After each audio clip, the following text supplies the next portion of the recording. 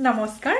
মই সেবিকা আপোনালোক সকলোকে ইটস মি সেবিকা স্বাগতম জনাইছো আৰু আজিৰ ভিডিঅ'টি মই আপোনালোকৰ ওচৰত এটি ঘৰুৱা হেয়াৰ মাস্ক শ্বেয়াৰ কৰিব লৈছো গতিকে বলকচোন ভিডিঅ'টি আৰম্ভ কৰো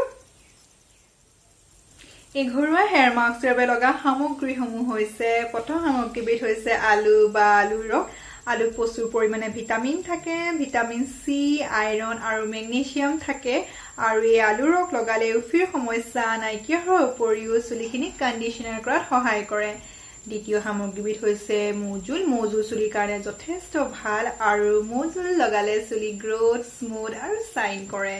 তৃতীয় সামগ্ৰীবিধ হৈছে এলোভেৰা যথেষ্ট প্ৰটিন থাকে আৰু এই এলোভেৰাই ড্ৰাই আৰু ডেমেজ চুলিত লগালে নিউট্ৰিশন প্ৰদান কৰে আৰু চুলিখিনি ময়েষ্ট কৰে এই তিনিবিধ সামগ্ৰীৰ পৰিমাণ হৈছে এনে ধৰণৰ আলু ৰস 4 চামুচ এলোভেৰা 3 চামুচ মৌজুল 2 চামুচ এই তিনিবিধ সামগ্ৰী মিশ্ৰণ কৰি লৈ পেলাই আমি এটা পাত্ৰত লম আৰু কপাহেৰে আমি চুলিখিনি এনেদৰে হেউটা ফালি লৈ এনেদৰে আমি গুটি চুলিখিনিত লগাম আৰু লগাই লৈ পেলাই 1 ঘণ্টা সময় ৰাখাৰ পিছত আমি চুলিখিনি ৰেগুলাৰ শ্যাম্পু এদি ধুই দিম আৰু এই হেয়াৰ মাস্কটো আমি সপ্তাহত এদিন ব্যৱহাৰ কৰিম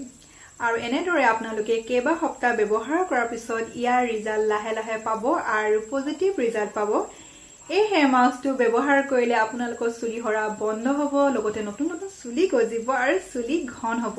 আৰু এই হেয়াৰ মাস্কটো পুৰুষ মহিলা সকলোৱে ব্যৱহাৰ কৰিব পাৰে যেহেতু ঘৰুৱা হেয়াৰ মাস্ক কোনো ধৰণৰ সাইড এফেক্ট নাই